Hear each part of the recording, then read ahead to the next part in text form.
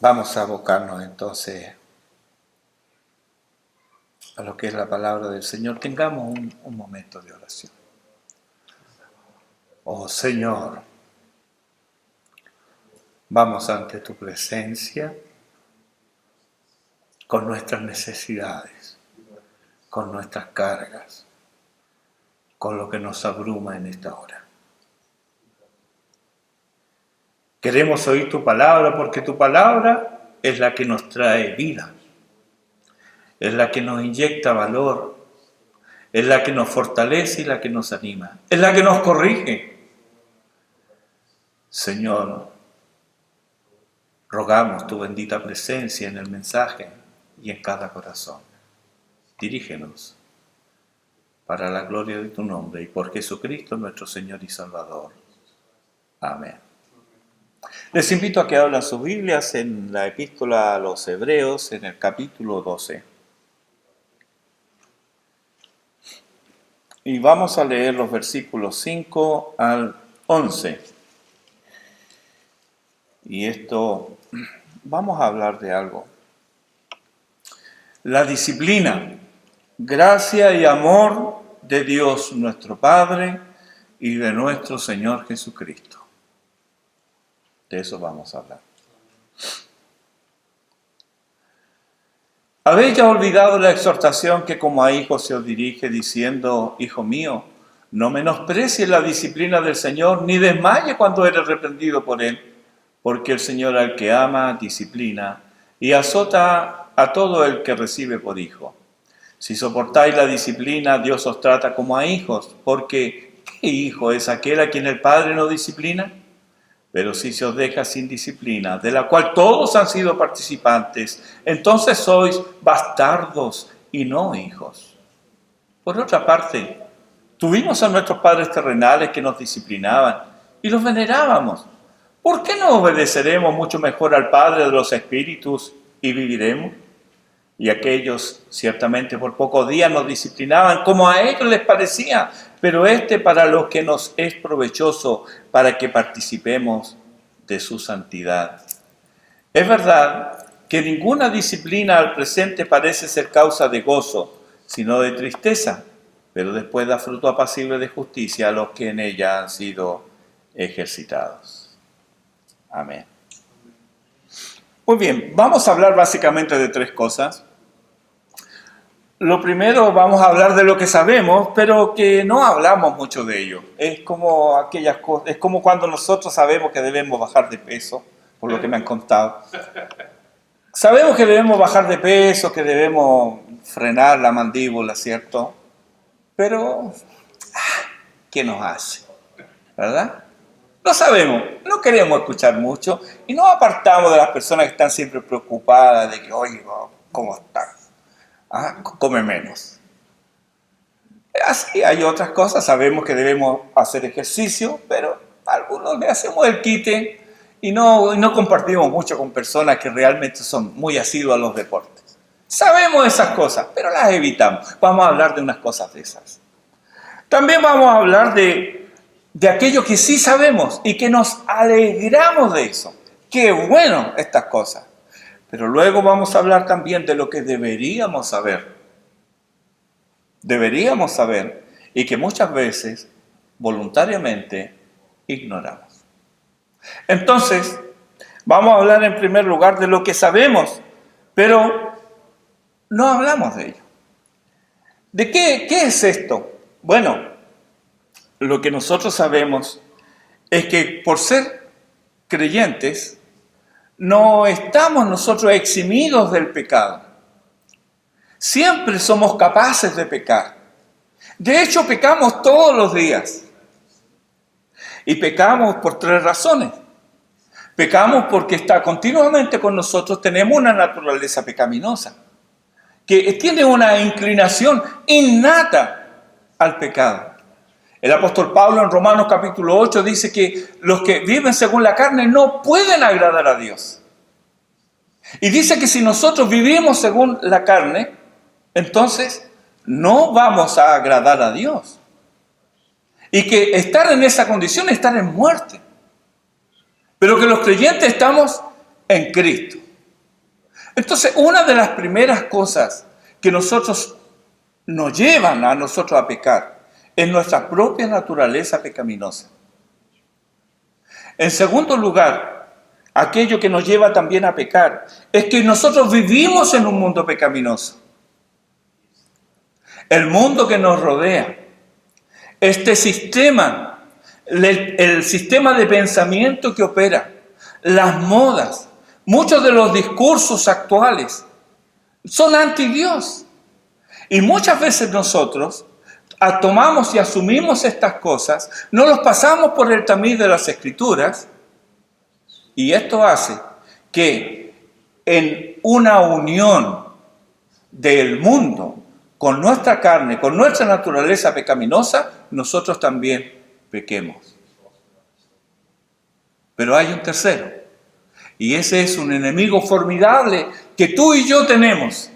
En el momento que nosotros vinimos al Señor implorando misericordia y Él nos recibió en sus brazos y nos hizo sus hijos, en ese momento pasamos a ser enemigos de Satanás.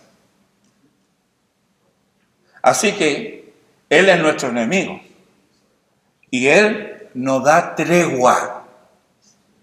Él no se va de vacaciones. Él no se cansa. Si hay una virtud en Él, es que Él es persistente. Él persiste en tratar de engañar, de desviar y de desanimar a los creyentes.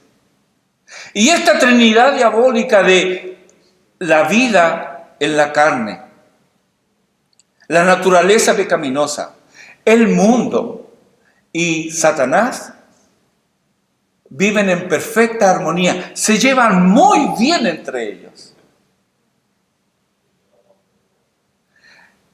Eso es lo que nosotros sabemos, pero no nos gusta hablar mucho de ello. Hablemos ahora de aquellas cosas que sí sabemos y nos gusta hablar de eso.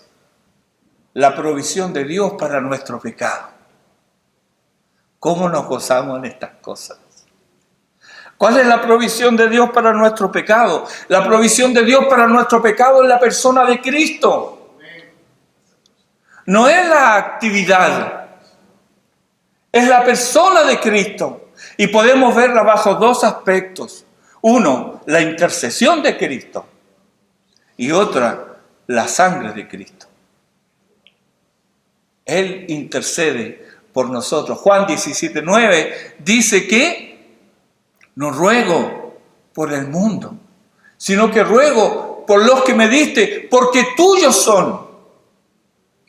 Entonces, Él está intercediendo por mí. ¿Y qué hemos de pedir como conviene? Dice Pablo en Romanos 8. No lo sabemos, pero el Espíritu mismo intercede por nosotros con gemidos indecibles. Entonces, Cristo intercede por nosotros. Esta intercesión de Cristo es incesante, porque Él está a la diestra de Dios. ¿Qué está haciendo?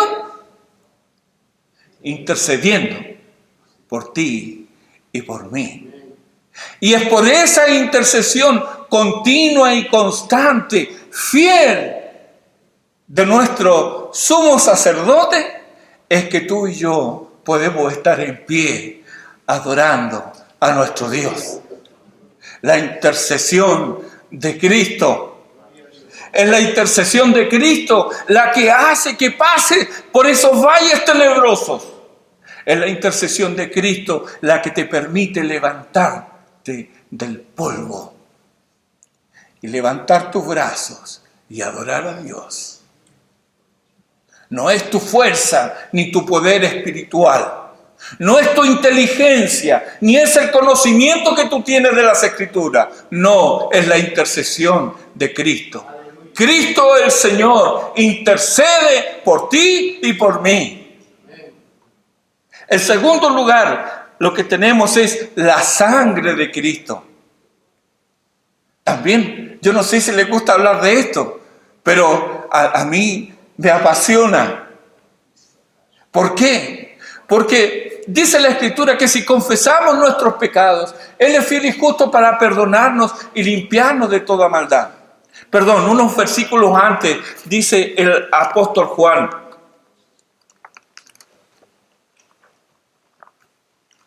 En Juan, primera de Juan, capítulo 1, versículo 7 dice: pero si andamos en luz, como Él está en luz, tenemos comunión unos con otros, y la sangre de Jesucristo, su Hijo, nos limpia de todo pecado. La sangre de Cristo, son limpiados nuestros pecados por la sangre de Cristo. Pero cuidado que este no es un cheque en blanco. Aquí hay algunas cosas que debemos mirarlas con cuidado, porque dice a partir del versículo 5, este es el mensaje que hemos oído de Él y os anunciamos. Dios es luz y no hay ninguna tinieblas en Él. Si decimos que tenemos comunión con Él y andamos en tinieblas, mentimos y no practicamos la verdad. Pero si andamos en luz, como Él está en luz, tenemos comunión unos con otros. ¿Podemos nosotros decir que tenemos comunión? Sí, yo tengo comunión con Dios, claro que sí. Pero si no tengo comunión con mi hermano, entonces estoy mintiendo. Y eso es falso. Si tengo comunión, entonces ando en luz. Y si ando en luz, es ahí cuando la sangre de Cristo nos limpia de todo pecado. Y alguien puede decir, bueno, pero entonces si yo ando en luz, ¿por qué necesito la sangre de Cristo? Porque aunque andes en luz, igual peca, pues, mi hermano. ¿O no? ¿O tu naturaleza pecaminosa es distinta? No, pecamos. A veces es cierto, no es nuestra intención. Pero a veces esas acciones que refrenamos, es cierto, refrenamos la acción, pero ¿qué pasa con el deseo del corazón? ¿Qué pasa con el pensamiento? Hermano, es cierto, es una virtud refrenar la lengua, pero ¿quién puede refrenar el torrente de pensamientos cuando hay amargura, cuando hay dolor? Necesitamos la sangre de Cristo para que nos limpie, para que nos lave, porque sin santidad nadie verá al Señor. El apóstol dice en el versículo 9 que si confesamos nuestros pecados, Él es fiel y justo para perdonarnos y limpiarnos de toda maldad. ¿Por qué el apóstol dice que Él es fiel y justo? Yo creo aquí que Juan, está recordando este nuevo pacto, ya anunciado por los profetas. Anunciado en realidad claramente por los profetas, pero usted puede ver esto también más atrás de los profetas. Lo puede encontrar en los Salmos. Es fiel. ¿Por qué es fiel? Porque cuando Él dice en Jeremías 31, 34, ahí expresa las bendiciones del nuevo pacto. Dice, porque perdonaré la maldad de ellos y no me acordaré más de su pecado. Esa es una promesa. Entonces, cuando el apóstol Juan dice aquí que si confesamos nuestros pecados, Él es fiel para perdonarnos, porque Él ha prometido perdonarlo. ¿Y por qué ha prometido perdonarlo? Porque ese pecado lo llevó Cristo a la cruz del Calvario. Entonces, Él es fiel a su palabra, porque perdonaré la maldad de ellos. Hace referencia aquí mismo en Hebreos en el capítulo 8. Veamos brevemente esto. Dice, versículos 10 al 12. Por lo cual este es el pacto que haré con la casa de Israel después de aquellos días, dice el Señor. Pondré mis leyes en la mente de ellos y sobre su corazón las escribiré y seré a ellos por Dios y ellos me serán a mí por pueblo. Y ninguno enseñará a su prójimo ni ninguno a su hermano diciendo, conoce al Señor, porque todos me conocerán, desde el menor hasta el mayor de ellos, porque seré propicio a sus injusticias y nunca más me acordaré de sus pecados y de sus iniquidades. Es su promesa y Él es fiel en cumplir sus promesas. Él es fiel. ¿Pero por qué dice además que Él es justo? Porque resulta que el Cordero de Dios que quita el pecado del mundo, Él llevó mis pecados y tu pecado en la cruz. Lo dice allí claramente Isaías capítulo 53, versículo 4 al 6. Pero el versículo 6 dice: ciertamente llevó Él nuestras enfermedades y llevó nuestros dolores, y nosotros le tuvimos por azotado, por herido de Dios y abatido. Mas el herido fue por nuestras rebeliones, molido por nuestros pecados. El castigo de nuestra paz fue sobre Él, y por su llaga fuimos nosotros curados. Todos nosotros nos apartamos como ovejas, cada cual se apartó por su camino, mas Jehová cargó en Él el pecado de todos nosotros. Entonces, no me puedes juzgar otra vez por un pecado que mi Cristo llevó. Él es justo. Sería un acto de injusticia que Él me juzgara por algo que ya ha sido juzgado y condenado. Por eso Juan dice: Él es fiel, Él es justo para perdonar nuestros pecados. No solamente nos perdona, sino que nos limpia de toda maldad. Qué hermoso recordar estas cosas. Qué bendición, porque es la provisión de Dios para mi vida. Es lo que yo necesito diariamente para vivir de cara a mi Dios. Pero hablemos ahora un poco de aquello que deberíamos saber. Y muchas veces ignoramos. Y aquí vamos entonces a nuestro texto de Hebreos capítulo 12.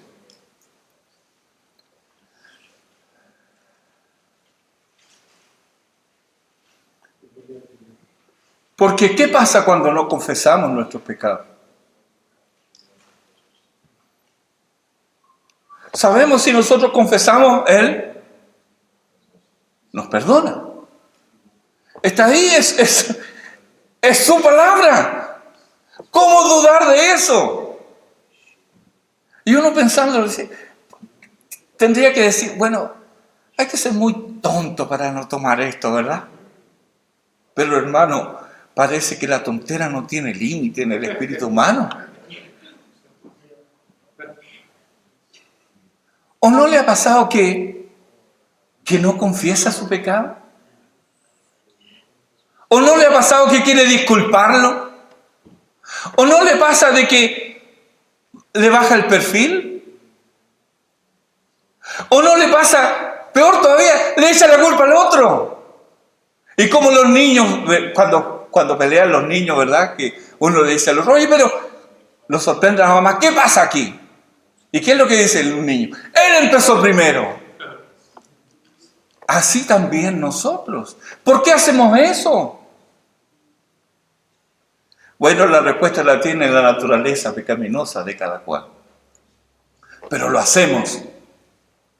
A pesar que tenemos estas preciosas y grandísimas promesas, según nos dice el apóstol, sin embargo, persistimos en nuestra propia manera de vivir el Evangelio y la vida cristiana. Entonces, no confesamos nuestros pecados. A veces por orgullo, como si el orgullo fuera una virtud. No lo confesamos, no lo decimos. Y no hacemos el loco. Y a veces resulta mucho más fácil ir a una florería y comprar un ramo de flores que pedir perdón. No estoy diciendo que no compren flores. Estoy diciendo que pidan perdón.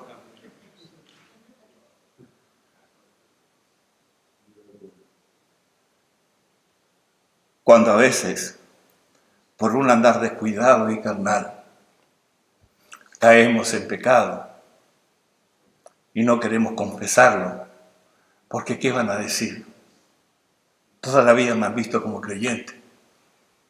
Y yo colaboro, y yo canto en el coro, y yo estoy aquí, yo estoy allá, y ¿cómo voy a decir esto? No, mejor me callo. Total, nadie sabe. Nadie sabe.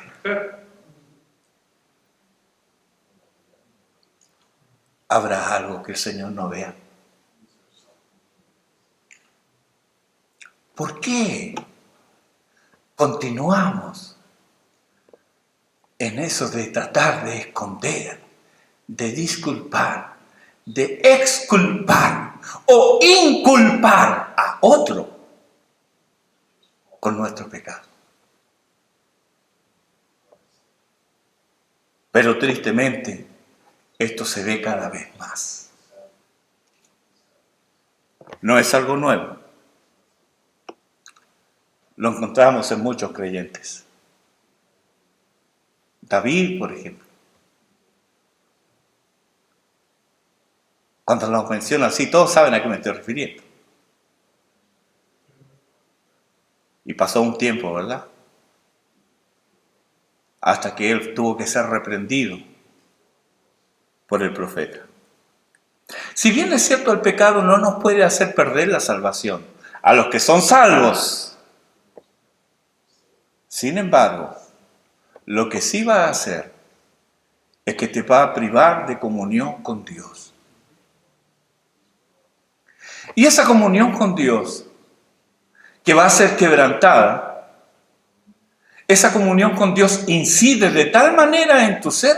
Algunos piensan en estas cosas solo como algo etéreo, como, bueno, es algo del espíritu. Pero te va a hacer tomar malas decisiones. Porque tu mente ya no vas a estar pensando bien. Y vas a tomar decisiones necias. No tienes la guía del Espíritu de Dios. Y de repente te metes en un negocio y la cosa salió mal. Y todos te van a decir, ¿pero cómo no se dio cuenta de eso? No me di cuenta. ¿Sabes por qué no te diste cuenta? Porque no tienes la guía del Espíritu de Dios. ¿Y por qué no tienes la guía del Espíritu de Dios si haces devocionales todos los días y lees la Biblia todos los días? Porque no has confesado tus pecados.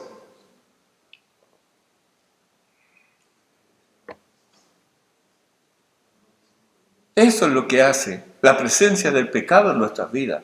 Nos priva de la comunión con Dios, pero incide negativamente en todo nuestro ser. Nuestro intelecto ya no es el mismo, ya no pensamos de la misma manera, actuamos de manera diferente. Y aunque queremos conservar un cierto ropaje de piedad para que los demás vean de que en realidad somos los mismos, en realidad es solo la cáscara, pero desprovista de la esencia. ¿Por qué? Porque está ausente la gracia de Dios en la vida de aquel que no se ha arrepentido y que continúa en pecado. ¿Y qué pasa con él? Hebreos nos habla claramente de la disciplina del Señor. Y esto note que es para los hijos.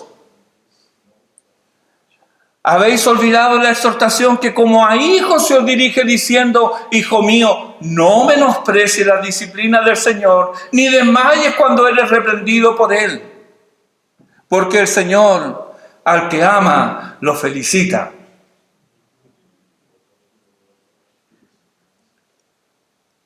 Y premia a todo el que recibe por hijo. ¿Algunos han escuchado ese evangelio? Yo recuerdo, después de algunos años de vivir de espaldas a Dios en mi juventud, estaba en el hospital. Y me fue a ver un hermano con muy buena intención. Y él me dice, Dios no castiga. No vea esto como un castigo de Dios. Pero yo unas horas antes, cuando estaba semidesnudo, atado y amordazado, yo sabía que era una cosa entre Dios y yo.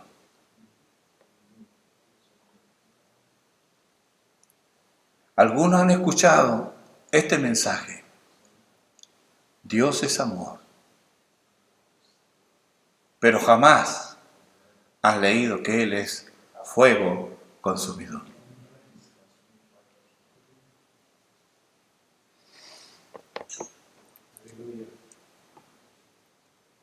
El Señor al que ama, disciplina y azota. Azota, dice, ¿verdad? A todo el que recibe por hijo. Recuerdo en una ocasión, yo era niño y jugando con otros muchachitos de mi edad, hicimos una maldad. Supo mi papá. Yo ya sabía lo que venía. Mi papá no era de los que pegaba. O sea, comenzaba pegando, porque me las dio más de una vez. Pero él comenzaba con un discurso que yo lo detestaba. Tanto lo detesté que lo tomé para mí y lo apliqué con mis hijos, y aquí hay una hija sentada. Nos llevaba a ver la maldad de nuestra acción, pero que nosotros mismos nos diéramos cuenta de eso. Entonces al final decía, bueno hijo, ahora yo tengo que castigarte. Porque tú tienes que saber que lo que hiciste es malo y que hacer lo malo trae consecuencias malas y dolorosas. Así que por eso yo ya sabía, Correas. Pero no fui yo solo, fue mi defensa, pero no fui yo solo. También estaba fulano y estaba... No me importa quién haya estado porque ellos no son mis hijos. Tú eres mi hijo. Y porque te amo, Dios dice que tengo que castigarte. Claro, en ese momento, ¿quién se cree esas palabras? Pero gracias a Dios. Porque hermanos, si con esa corrección ni toda igual salí medio torcido, ¿qué hubiera sido de mí si me hubieran malcriado? El Señor, al que ama, disciplina y azota a todo el que recibe por hijo. Si soportáis la disciplina, Dios os trata como a hijos. Esta es la bendición que nosotros debemos contemplar de un Dios de amor, de misericordia y lleno de gracia, que no permite que yo me desvíe, sino que Él pone su mano sobre mí cuando yo no quiero arrepentirme. Porque hermanos, todo esto viene ¿por qué? Por no querer arrepentirme, por no querer confesar mi pecado. Esto no se trata de que Dios está mirando a ver a qué hora dimos un mal paso y ¡pum! Un rayo del cielo cae. No es así. Dios es misericordioso. Él es grande en misericordia. Pero Él no va a dar por inocente al culpable. Y Él con sus hijos va a tratar. Y vamos a ver por qué. Ahora, desde el Antiguo Testamento se nos presentan diversos textos que nos hablan de esta faceta, de esta característica de Dios. Veamos, por ejemplo, en primer lugar, Deuteronomio capítulo 8, versículo 5. Deuteronomio capítulo 8, versículo 5 nos dice: reconoce a sí mismo en tu corazón que como castiga el hombre a su hijo, así Jehová tu Dios te castiga. Reconócelo. De la misma manera nos habla en el libro de Job, en el capítulo 5. Job capítulo 5, los versículos 17 y 18. He aquí, bienaventurado es el hombre a quien Dios castiga. Por tanto, no menosprecies la corrección del Todopoderoso, porque Él es quien hace la llaga y Él la vendará. Él hiere y sus manos curan. Y así por el estilo, los que están anotando pueden anotar el Salmo 39, versículo 11. Proverbios capítulo 3, versículos 11 y 12. Alguien podrá decir, bueno, pero pastor, eso es el Antiguo Testamento. Hay algunos que tienen la idea de cómo que el Antiguo Testamento es ley. Ay, Dios no dejaba pasar una. Pero el Nuevo Testamento no es un Dios lleno de gracia que la deja pasar toda. Eso es un concepto errado, por decirlo de manera amable. Porque Jesucristo es el mismo ayer, hoy y por los siglos. Él no cambia, Él es inmutable. Y lo que era malo antes también lo es ahora. No ha cambiado. La sociedad puede cambiar. Hoy día puede ser legal abortar a una criatura, pero eso no la hace algo inocente.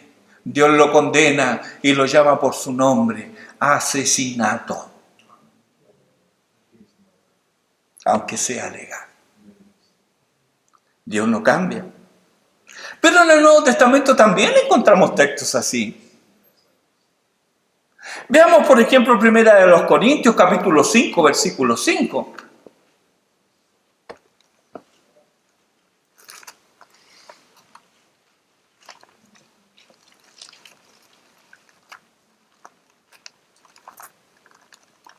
Primero Corintios, capítulo 5, versículo 5. Dice...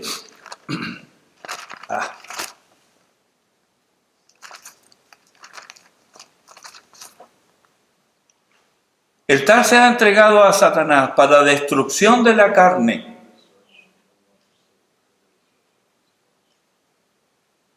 ¿Qué significa eso? ¿Hay alguna duda respecto a lo que quiere decir aquí Pablo? Se va a entregar a un miembro de la iglesia al dominio de Satanás para la destrucción de su carne. ¡Qué cruel!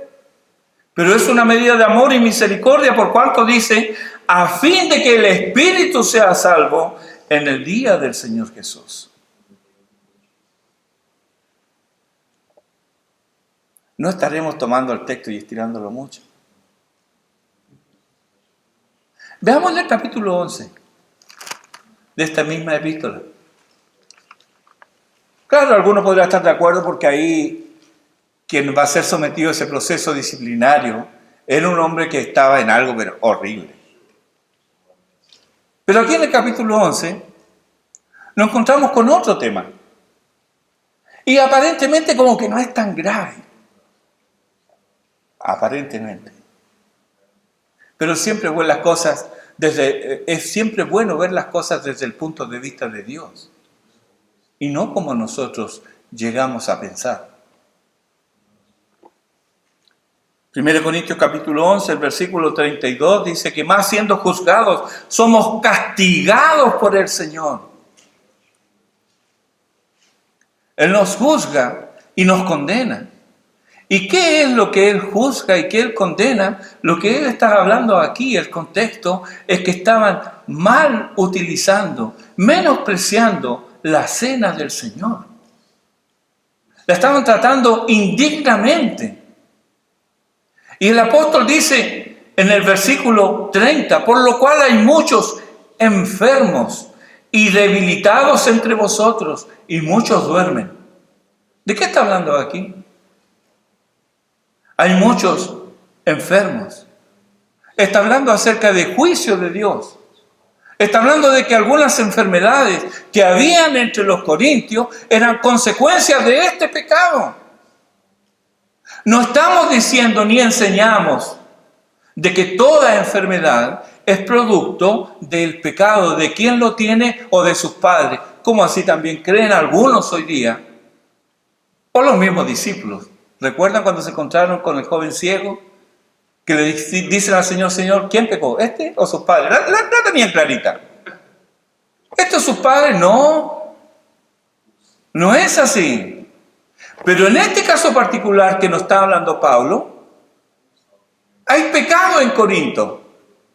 Y él les dice, hay algunos enfermos y dice, y debilitados entre vosotros, que podríamos hablar hoy día como que están deprimidos, sin fuerza, sin ánimo, como consecuencia del juicio y del castigo de Dios.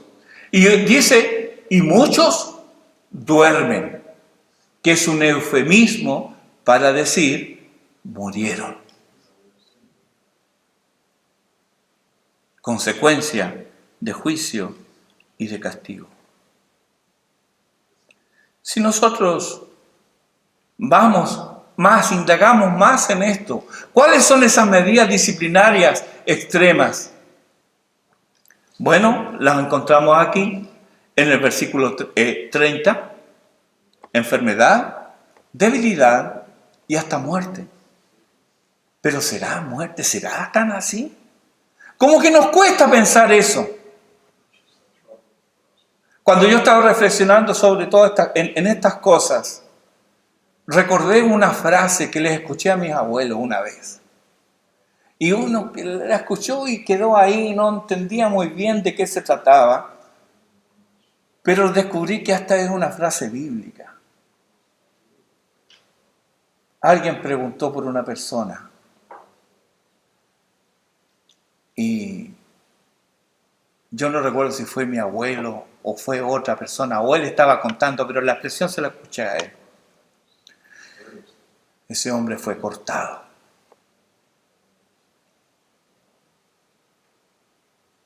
Cortado. Yo sabía que era algo malo, pero no. Era niño. Pero ahora viendo esto, y el salmista en muchos salmos se refiere a esto, a no ser cortado, al cese de la vida, en la flor de la edad.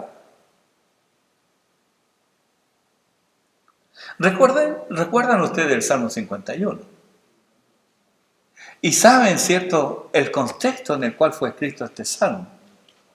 Este salmo es el salmo favorito de todos quienes en algún momento estamos embarrados en el pecado y convictos por el Espíritu de Dios, y nos volvemos a Él y leemos ese salmo y hacemos el salmo como que es nuestro. Yo lo escribí. Ten piedad de mí, oh Dios, conforme a tu misericordia, lávame más y más, límpiame de mi pecado. Así oró David. Luego que él fue confrontado por Natán, él escribe esto. Pero hay un versículo que a mí me llamó la atención. El versículo 16 dice, porque no quieres holocausto, que yo lo daría. No quieres ofrenda. E inmediatamente uno se pregunta, ¿por qué? Si en ese tiempo habían ofrendas por el pecado o no. Habían. ¿Y por qué Dios rechaza entonces? ¿Por qué David dice, no, tú no quieres holocausto? ¿Está contradiciendo lo que Dios ha dicho? No. Lo que ocurre es que David conocía mejor la ley del Señor que nosotros. Y David recordaba que en Levítico capítulo 20, versículo 10, dice que si el adúltero y la adúltera, dice, han de morir indefectiblemente. Y él también sabía que en Números capítulo 35, Números capítulo 35,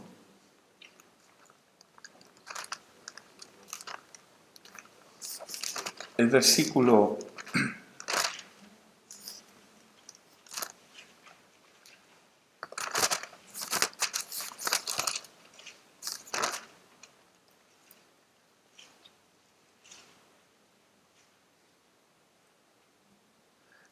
31. Y no tomaréis precio por la vida del homicida, porque está condenado a muerte, indefectiblemente morirá. David sabía que el adulterio y el homicidio no había ofrenda, no había holocausto.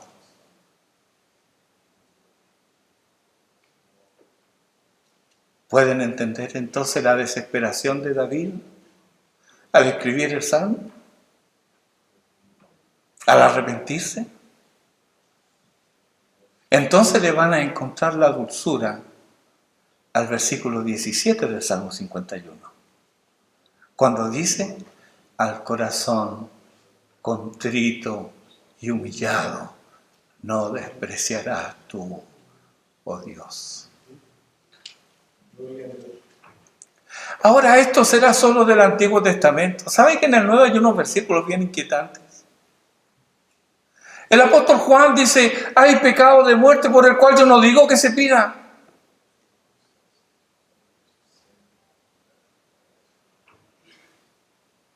¿Estaremos hablando de lo mismo?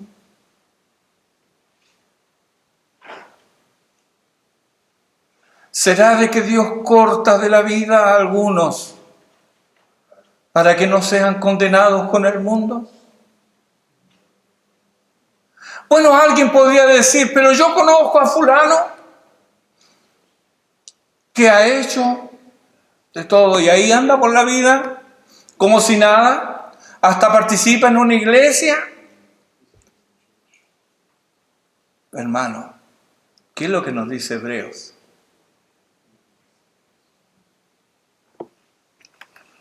Vamos otra vez a nuestro texto.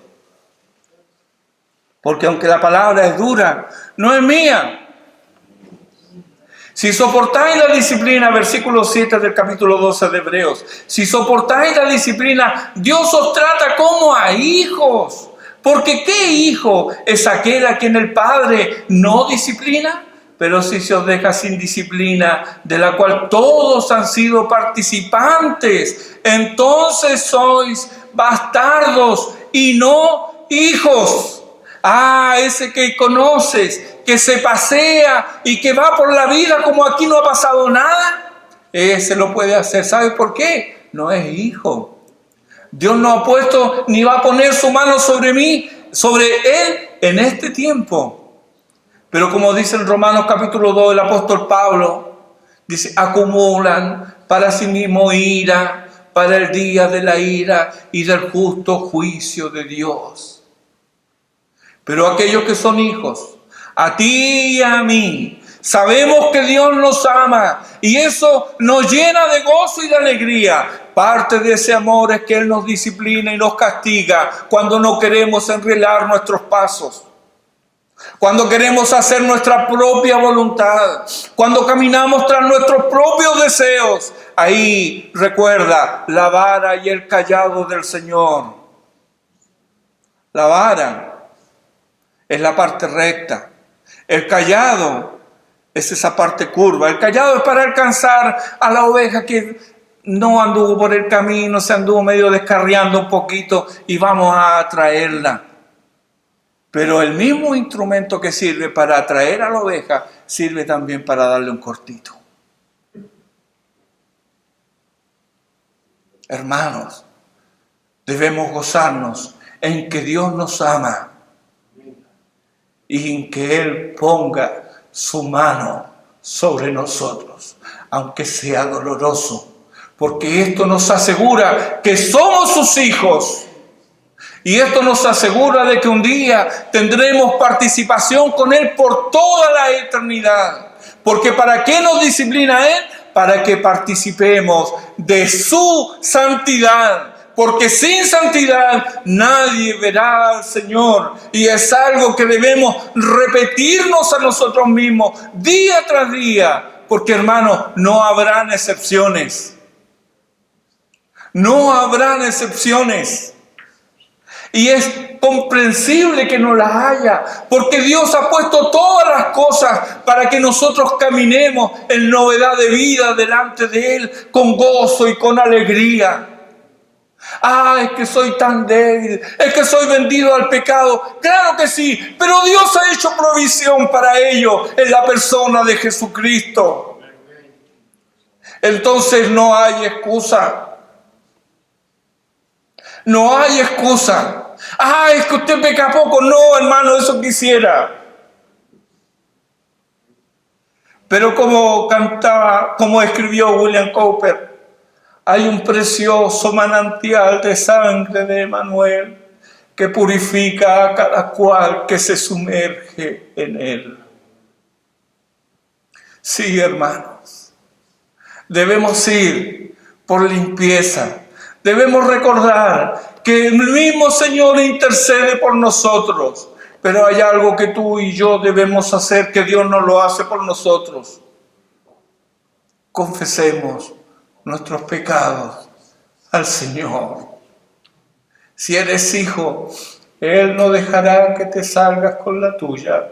Y gracias a Dios por eso.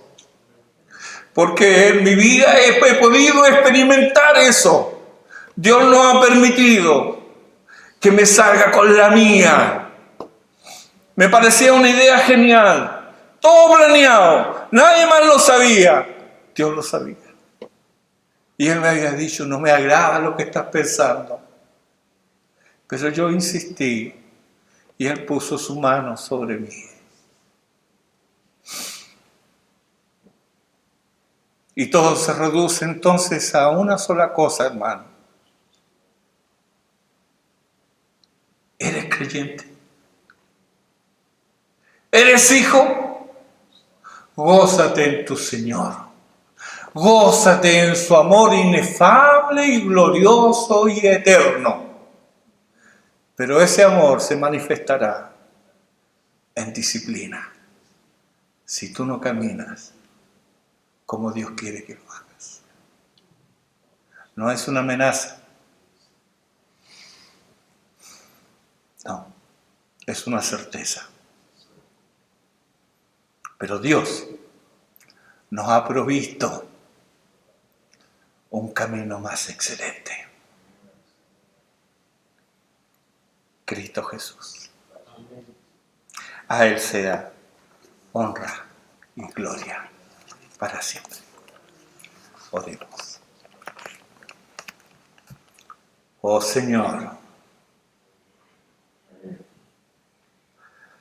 perdónanos.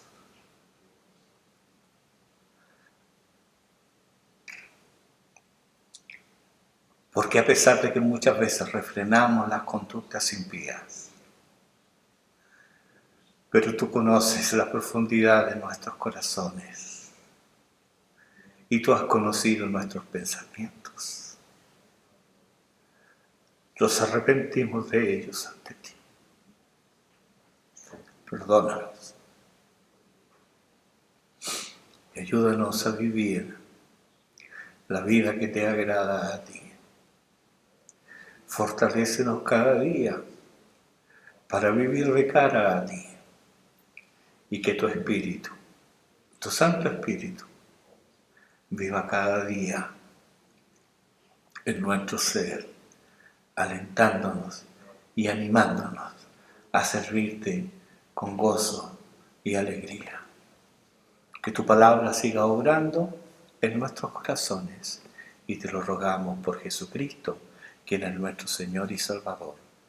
Amén.